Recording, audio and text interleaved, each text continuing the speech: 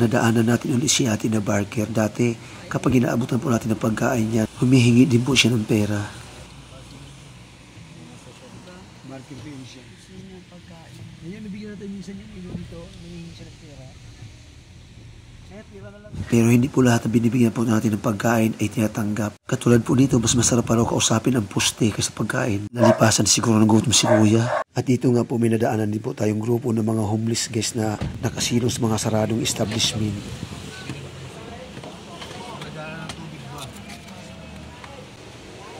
Saan? Tingnan mo dito, saan mo yung nalagay? Biyaya! Ha? Biyaya!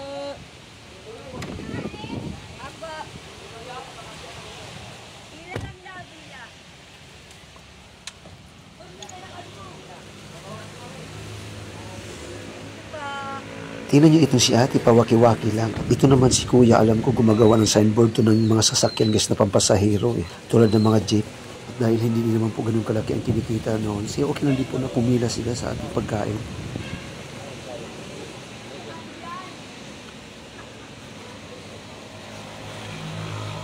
Thank you.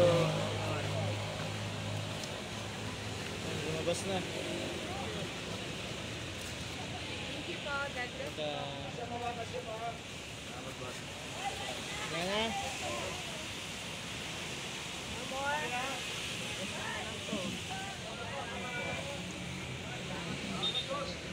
Sampu na lang to. At dito naman po mga kaaruga, talagang matagal ko ng plano ito na minsan interviewin ko ang isa sa kanila. Ang unang tanong ko kaagad, Kuya, kumusta na ang buhay-buhay? Ang sagot niya sa akin, mabuti naman po. Ano po ang pangalan mo at taga saan po ang inyong probinsya kung may probinsya po kayo? Sagot niya sa akin mga kaaruga, taga Western Samar daw po siya. At ang pangalan niya raw po ay si Kuya Jeremy. At tinanong ko siya uli, ano pong dahilan bakit kayo napaluwas ng Maynila? Ang sagot niya po sa atin, para po maghanap ng trabaho. At tinanong ko po siya uli, bakit wala po ba kayong trabaho sa Samar? Sagot niya po sa akin, mayroon naman, nakikisaka po ako sa ibang may palayan. Bakit ka ako sa ibang may palayan, wala ba kayong sarili lupa na sinasaka? Sagot niya po sa akin, wala po kaya po ako napaluwas ng Maynila at maghanap ng ibang trabaho.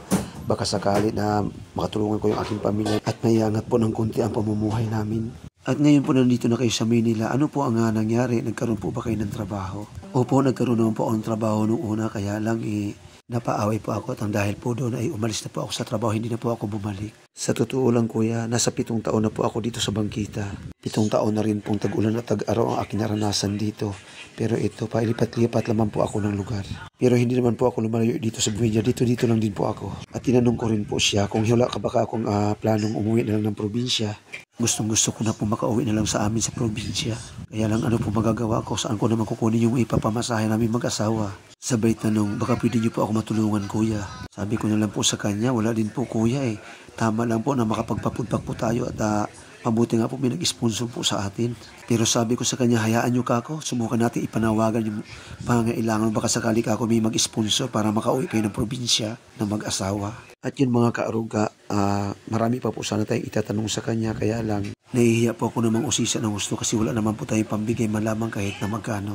Kaya sa sunod ikutan na lang po natin ulit si Kuya at interviewin natin uli. Pero kung mapapansin niyo po guys, si Kuya may hawak ng mic kasi in-interview ko po siya, naka-live po tayo niyan.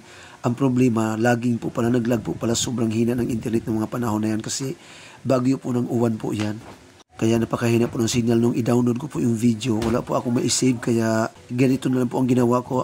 Nag-voice over na lamang po ako para maikwento ko po sa inyo yung mga pangyayari. So ayan, nagpaalam na po tayo dyan guys at dahil ubos na po ang food pack natin, plano po kami na hanapan po namin ng parking po yung aking sasakyan, si Silver, para safety po siya kung sakali mga talagang malakas ang ulan at bagyo ay hindi po siya abuti ng baha o lulutang sa baha guys. Kaya pumunta po kami ng SM Bikutan at doon po namin ipinarking sa SM yung sasakyan para hindi po siya abutan ng baha. Doon namin siya sa pinaka-rooftop ng parking space namin siya nilagay guys.